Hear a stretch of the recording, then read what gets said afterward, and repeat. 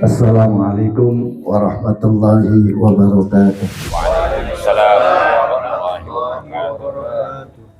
Alhamdulillah allazi khalaqal mauta wal hayata liyabluwakum ayyukum ahsanu amala wa huwal azizul ghafur. Allahumma shalli wa sallim wa barik ala sayyidina wa maulana Muhammadin wa ala alihi wa sahbihi ajmain, amma ba'du. Rabbi shrah li sadri wa yassir li amri wahlul 'uqdatam min lisani yafqahu qawli. Yang kami hormati dan kami muliakan segenap keluarga almarhum Bapak Ibu Haja Robbah binti Budi, wabil khusus sahibul musibah keluarga besar dari anak-anaknya baik Bang Yanto maupun Bang Muhammad. Juga yang kami hormati dan kita yang mulia akhina fillah Ki Haji Muhammad Ali matallahu bitul hayati. Juga guru-guru kami, ada Ustadz Fahmi Fadli, ada Ustadz Yaka, ada orang tua kita Bapak RW Arianto, dan juga para bapak-bapak sekalian yang tidak kami sebutkan. Namun insya Allah kehadirannya di malam ketujuh untuk mendoakan almarhumah mendapatkan keberkahan ampunan dari Allah Subhanahu wa Ta'ala. Ini malam saudara kita malam ketujuh. Artinya kalau orang kampung tahlilan malam ketujuh itu malam tos-tosan. Kenapa? Karena kalau habis malam ketujuh udah kagak lagi yang datang. Oleh sebab itu ketika malam ketujuh keluarga nungguin orang yang pada datang. Makanya tadi begitu hujan Bang Muhammad udah ketar-ketir juga, takut hujan ketulusan. Sebab kalau hujan ketulusan rabe, bungkusan udah pada ditungguin. Artinya bingung juga orang kalau malam ketujuh orang sepi. Kenapa saudara? Karena semakin banyak orang maka semakin banyak doa, dan semakin banyak doa maka makin banyak yang disenangi oleh almarhumah di alam kubur. Sebab orang yang meninggal dunia tidaklah dapat kemudian berharap dengan dirinya sendiri, tapi berharap kepada bantuan keluarganya. Apa bantuannya saudara? Tidak lain adalah pertama doa, yang kedua sedekah. Ini yang pernah disampaikan oleh Imam Al-Ilyas dalam sebuah kitab. Beliau mengatakan pernah ditanya, beliau itu pernah ditanya, wahai Tuan Guru, apa yang membuat orang tua kami bahagia di alam kubur? Sebab bicara kematian saudara, siapapun bakal mati. Baik yang tua mati, yang muda mati, apalagi yang udah tengah, udah tengah sono. Yang begitu makan umurnya juga udah kagak dieroy. Tengah apa? Hanya tinggal nungguin mati. Apa aja ngomong, bapakku mati kapan ya? Artinya setiap orang itu pasti mati saudara.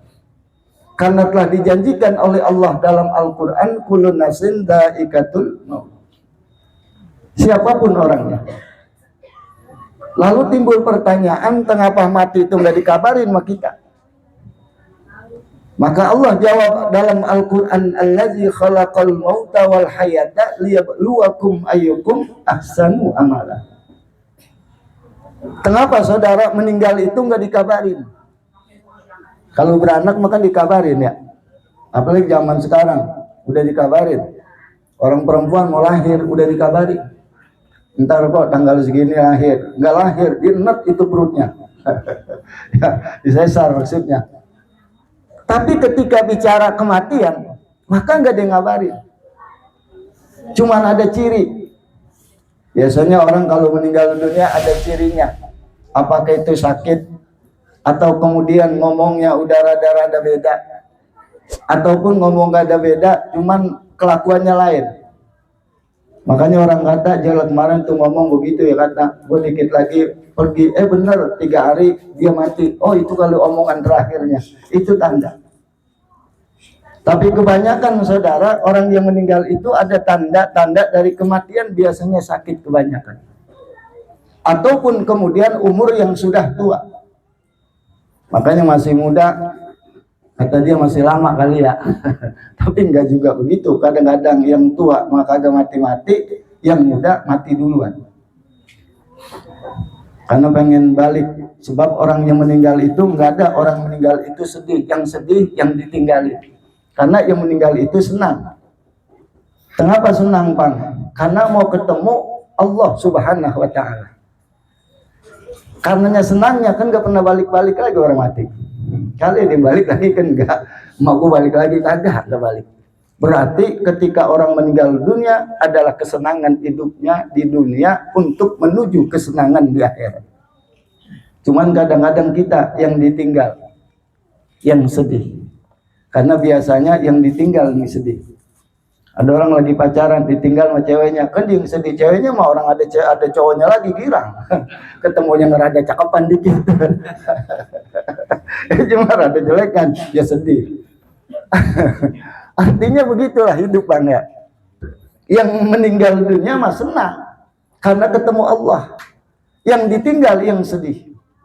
Karena merasa saudara kehilangan orang yang ditinggal. Begitu kata Oma. Kata Oma kan begitu ya. Baru terasa kehilangan. Itu tongkat ya gitu.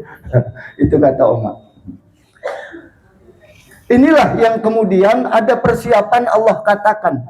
Allazi khalaqal mauta wal hayata liyabluwakum ayyukum ahsanu amala. Kenapa kemudian ada kematian itu nggak dikabarin? Karena Allah pengen ada persiapan kita menuju kematian. Sebab kalau dibilangin kapan kita mati, maka orang pasti maksiat. Mumpung umur masih lama, meninggal dunia, maksiat dah. Kalau sudah maksiat saudara, sulit dikendalikan. Makanya kematian itu nggak dikabarin. Supaya kita ada persiapan kebaikan kepada Allah. Karena Allah pengen tahu siapa di antara kita yang paling cakep ketika diberikan umur oleh Allah. Kayak kita sekolah, Bang, kita sekolah kan dibilangin ujian tanggal berapa, tapi kan soal kagak dibilangin. Mengapa soal nggak dibilangin? Supaya kita rajin belajar. Tapi kalau soalnya dibilangin, kita nggak bakal belajar. Gampang itu mah. Lu nggak belajar dong? Gampang, Pak, udah dibilangin. Ya, makanya umur kematian kita nggak dibilangin sama Allah supaya ada persiapan. Kenapa ada persiapan, saudara? Karena Allah pengen tahu siapa di antara kita yang paling cakep ketemu Allah. Kata Allah, saya udah kasih umur, saya udah kasih rezeki, saya udah kasih kehidupan. Kalau kehidupan saya udah kasih, umur saya udah kasih, berapa kalian memperbaiki untuk menjadikan umur itu terbaik di hadapan Allah? Karena kita semua bakal ketemu Allah. Di dalam sebuah riwayat, orang yang masuk ke dalam kubur itu ada yang sampai kemudian diseksa selama-lamanya. Tapi ada sebagian orang, saudara, yang masuk kubur itu dari masuk nggak diseksa sama Allah. Padahal ahli maksiat, saudara. Tapi begitu masuk ke dalam kubur tidak diseksa oleh Allah. Kenapa nggak diseksa? Karena begitu masuk kubur, dia punya anak yang soleh di dunia, yang sering baca Quran dan ibadah. Makanya mudah-mudahan nih Bang Muhammad tukang ibadah, biar emaknya di dalam kubur mendapatkan ridha Allah Subhanahu wa Ta'ala. Bang, orang kalau meninggal dunia, anaknya bisa baca Quran, anaknya bisa baca Quran, ini dalam kuburan gak ditanya sampai hari kiamat. Kenapa nggak ditanya? Saking bangganya Allah kepada nih orang mencetak punya anak yang soleh di dunia. Cuman baca Quran doang, Bang. Dulu ada pernah seorang meninggal dunia, kemudian ketemu sama wali. Kalau kayak kita mah tuh wali lewat gondang. Tuh wali baca Fatihah itu pada berebut orang ngutin amal. Cuman ada satu aki-aki duduk Duduk aja kagak berebut itu makanan pahala yang dikasih sama orang soleh. Maka orang soleh saudara nanya, lah ente diem aja kagak berebut pahala yang saya berikan. Apa kata nih aki-aki? Saya udah cukup dengan pahala. Cukup di mana? Sebab di rumah saya punya anak yang soleh, setiap waktu dia baca Quran untuk saya. Maka saking penasarannya nih orang soleh itu cari, di mana anak engkau? Di Basrah. Kerjaannya tukang dagang. Jadi kalau dagang tuh kagak ada yang beli, dia baca Quran. Maka ditanya anaknya si Anu bin Anu ketemu. Begitu ditanya saudara, benar nih dia lagi baca Quran tiap hari. Maka babanya di dalam kubur mendapatkan pahala luar biasa dengan sebab kesolehan anak. Makanya mumpung kita masih hidup nih, mumpung kita masih ada, jadiin anak-anak kita biar pada soleh, biar bisa baca Quran. Dulu bang, ini mau saya cerita, tapi ceritanya bener. Tapi orangnya saya kagak sebut. Takut abang kenal. Orang ini cerita sama saya bang. Kata dia begini, dulu kalau ada bocah ngaji ya kata gini, itu bocah ngaji mulu. Emang kagak pengen apa sama kehidupan dunia. Orang mah jangan ngaji mulu, kali-kali apa pada nyari kerjaan yang enak, ya kata gitu. Itu awal-awal. Karena nih orang kerjanya enak. Nah setelah dia kerja, dia punya anak, anaknya kuliah. Itu anaknya saudara kuliah, nggak pernah ngaji. Karena dia kata jangan ngaji, ngaji mah gampang. Kata babanya. Akhirnya begitu kuliah, bang, nih bocah kena narkoba. Kena narkoba, ini babanya yang cerita sama saya. Orang-orang dekat, kelihatan mata kita. Tapi bukan orang sini bang, bukan orang sini, bukan. Juga bukan pindahan orang sini, bukan. Bukan. Ya. Kata dia begini, begitu kemudian anaknya kena narkoba, duitnya habis. Kata dia begini, Ustaz, saya nyesel ngapa dulu anak saya ngaji saya kagak kasih. Saya suruh belajar, saya suruh sekolah, saya suruh kemana aja. Asal jangan bercampur sama orang majelis. Kenapa? Karena saya takut dulu dia bercampur sama orang majelis, nanti kagak belajar sekolah. Tapi nyatanya sekarang saya berharap anak saya datang ke majelis, ternyata udah terlambat. Tuh babanya nangis mulu tiap hari bang. Apa dia kata? Duit saya banyak, harta saya banyak. Ternyata tidak manfaat buat diri saya. Yang ada hidup saya sekarang jadi sengsara karena punya anak satu, anaknya saudara nggak bener narkoba. Tuh bang liatin. Maka kita belum terlambat jadiin anak kita pada demen sama majelis. Biar kita meninggal dunia tuh kayak aki-aki jadi dalam kubur lagi duduk di bangku. Karena amalnya banyak, tidak berharap kepada orang lain untuk ngirimin pahalanya. Maka mudah-mudahan nih almarhum mama orang yang senang di dalam kuburnya. Karena Abang Muhammad juga tukang ngaji. Dia dulu ngaji sama di sono, dia dulu nyanten di tempat saya, cuman setahun doang nyanten. Setahun doang dia nyanten ya. Ngapa itu aja setahun? Saya tanya, ngapa lu mah dia nyanten setahun doang? Katanya pengen kawin kagak. Kagak setahun, cuma pengen doang. Ngaji setahun doang. Alhamdulillah itu juga jadi beneran dikit ya. Akhirnya dibenerin dah tuh. Saya beneran dikit, dibenerin sekarang mau guru kita Ustaz tadi. Jadi bener-bener. Makanya sekarang mah kagak kemana-mana. Ya adanya di musola. Apalagi kalau musola dikunci, dia kagak pulang-pulang. Maka saudara, ini sang murid bertanya, Tuan Guru, apa yang membuat orang tua saya itu bahagia di dalam kubur? Dan apa yang membuat orang tua saya itu senang ketika dia meninggal terhadap anak-anaknya? Maka Imam Ilyas mengatakan ada 3 kata beliau. Yang pertama adalah in kana waladun salihan. Yang pertama ketika dia punya anak, anaknya pada soleh, maka meninggal dunia orang tua bakal bahagia dan tidak akan pernah bersedih di dalam kuburnya. Nah ngomongin soleh saudara ini kan susah.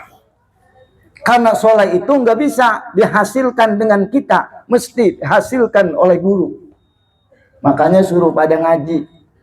Kan zaman sekarang mah bang, bocah ada yang kagak ngaji, tahu-tahu jadi ustad.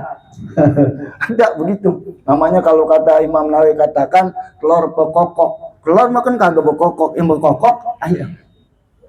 Makanya kita punya guru bang nih, kita punya guru. Suruh anak kita pada ngaji sama guru kita biar punya sanad keilmuan yang jelas. Kayak Bang Jaka tuh bisa ngaji.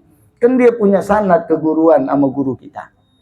Suruh pada ngaji bang, suruh pada ngaji. Sebab soleh itu nggak bakal bisa kalau kita cetak dewek. Kudu ada guru. Sebab guru yang nyetak jadi orang soleh. Pada ngajinya, diajarin alif batanya. Jangan ngaji dewek, sebab ngaji dewek mah kagak bakal bisa beres. Apalagi ngaji di YouTube sama apa namanya itu ya. Iya kagak bisa begitu mah bang. Ntar di sono ditanya siapa gurunya AI. Cari kagak ada di akhirat AI. Jadi kudu punya guru. Makanya orang saudara senang kalau dia punya guru hidupnya. Nanti di dalam kubur bakal dibelain dia punya guru ke guru ke guru. Nih kita meninggal dunia, kita punya guru namanya Ustadz Matali. Nanti Ustadz Matali saudara dia punya guru bakal belain kita di dalam kubur. Ketika kita ditanya oleh malaikat, maka guru-guru dari guru kita bakal dampingin pertanyaan itu malaikat. Makanya beruntung yang pada ngaji. Beruntung bang, kalau kita meninggal kita bakal dibelain. Ini mah kita punya guru, kagak pernah didatengin. Jangankan namanya bulan puasa, lebaran kagak datang. Ya, yang begitu mah nanti kalau mati kagak dibelain sama gurunya. Mengapa kata gurunya lu kagak datang lebaran? Orang sono bang, bukan orang sini. Ya, cuman asal orang sini. Ya biar pada punya akhlak sama guru. Ya, kudu datang sama guru, kudu lebaran sama guru supaya nanti kalau kita meninggal kita dibelain karena kita punya sanad jelas keguruan kepada kita punya guru. Itu bang punya soleh. Begitu meninggal dunia, anaknya soleh, tukang ngaji, tukang sholat, dia punya guru, itu emaknya di dalam kubur gak bakal diseksa sampai datang hari kiamat. Makanya orang tua kalau anaknya ngaji itu girang bang. Dia duduk nih, anaknya duduk, itu pahalanya sampai ke kuburan ngalir. Lewat mana bang? Itu lewat bawah. Lewat bawah. Emang ada kabelnya? Ada. Di mana kabelnya? Tuh pusar abang kabel dulu nyetrum sama orang tua mamanya. Makanya dipotong. Kalau gak dipotong mah abang kagak bisa misa-misa mamanya ya. Dipotong tuh. Tapi itu kabel yang nyetrumin antara kita dengan orang tua. Emang nyambung? Ini aja kagak ada kabelnya saya ngomong nyambung. Ini kabelnya di mana ini? Ya. Kabelnya di mana? Kabelnya nodong dikit nyuncung gitu. Ini nyambung. Begitu juga tali pusar saudara bakal nyambung. Ini emaknya di kuburan sampai hari kiamat. Kalau anaknya bisa ngaji, gak bakal ditanya sama malaikat. Malaikat nanya bingung. Sebab kenapa? Karena bisaan anaknya yang jawab daripada malaikat. Karena malaikat nanya cuma man robuka itu doang. Kalau ditanya, gak bakal bisa yang lain. Sebab begitu Imam Sibawai ngomong, "Hei malaikat, jangan tanya saya," kata malaikat, "mana buka? Saya tanya engkau. Kalau begitu man itu huruf apaan? Saya kagak tahu. Kalau kagak tahu jangan nanya." Tuh kata Imam Sibawai. Ya, Imam saya kan pernah begitu ditanya, "Man buka? Man itu apaan?" Kata malaikat, "Saya kagak tahu, cuman itu doang. Kalau itu doang jangan suka nanya saya. Saya ini Imam Sibawai, ahli ilmu nahu. Ditanya sama Allah, siapa saya?" Ditanya, kata Allah, "Jangan tanya cuma." Makanya Imam saya ngomong, di mana ada orang ngaji, kemudian meninggal dunia, dia bisa nahu, dia bisa sorop, jangan ditanya. Kenapa? Karena itu urusan saya, kata Imam Sibawai. Dan kalau dia punya guru, coba bang, gurunya nanya, jangan ditanya, itu murid saya. Kata muridnya, "Tuan guru, tolong, di dalam kubur." Begitu tanya, "Man buka, tolongin Tuan guru." Kata gurunya, "Lu lebaran kagak datang." Kagak belain. Ya, makanya biar pada datang ke guru, biar mau lebaran, mau puasa tuh datang ke guru. Ya, pembawaan, jangan orangnya doang. Pembawaan, jangan orangnya doang. Kadang-kadang orangnya doang datang, mana rokok guru diisep. Rokok guru isep. Ya guru jangan lupa bawa rokok. Diisep rokok guru. Gurunya kata gurunya bawa rokok gue tinggal 1 batang. Akhirnya gurunya kedekeran beli ke warung. Mau hujan-hujan ya bawa payung. Akhirnya kagak ngerokok kan ngurut suwe begitu ya. Allahu Akbar. Cuma bukan orang sini mau pada taat bang, taat orang sini mah. Maka insya Allah ketika soleh itu emaknya, babanya bakal aman dari kuburan. Dan ini saudara adalah Muhammad, insya Allah orang yang soleh, sehingga orang tuanya, emaknya di dalam kubur dengan berkat redohnya dia punya guru, insya Allah emaknya pun bakal diangkat derajatnya oleh Allah di dalam kuburnya. Maka abang biar pada ngaji habis lebaran ya, habis lebaran biar pada ngaji, datang dah ke kendaraan abang masing-masing, namanya majelis, datengin majelis, duduk bareng. Kenapa? Karena kita udah ngapain lagi, kita kalau bukan kagak ngaji, emang tiap malam kita mah kagak kemana-mana, TV mulu sama HP kita liatin. Sekali-kali kita ngeliatin muka guru, sebab kalau kita ngeliatin muka guru itu lebih baik daripada sedekah kita 1000 onta di jalan Allah. Maka kalau kalian pada ngaji, pelototin guru tuh ya, jangan pada merem. Yang merem, ngeliatin tuh muka guru, bagaimana muka guru itu wajahnya, supaya kita meninggal, kita mendapatkan cahaya dari wajah-wajah kita punya guru. Amin ya robbal. Atur bang yang saya sampaikan, karena ada guru kita Ustaz Muhammad Ali juga belum nyampein. Saya segitu aja, saya mau nyampein bang, ngelawak doang ya, karena ada guru saya. Kalau kebuatan serius saya kagak enak. Kenapa? Karena di samping saya ada guru saya lebih cerdas daripada saya. Mudah-mudahan ada manfaatnya yang saya sampaikan. Usikum wa nafsi bitaqullah. Assalamualaikum warahmatullahi wabarakatuh. Doa aja kayak sekalian. Bang Koga. Baik, zaman sekalian, demikian tadi kita dengarkan tausiah yang sangat mahal, sangat berharga dari guru kita, pembekalan buat kita ya. Saat kita juga akan meninggal dunia, beliau sampaikan secara jelas, secara gamblang. Kita doakan Ustaz Misja bersama keluarga dan santrinya dalam sehat, panjang umur dengan keberkahannya. Doakan juga Muhammad sama keluarganya semua jemaah yang hadir takziah dalam kemuliaan, dalam sehat walafiat, penuh keberkahan. Al-Fatihah. Bismillahirrahmanirrahim. Alhamdulillahirabbil alamin arrahmanirrahim maliki yaumiddin.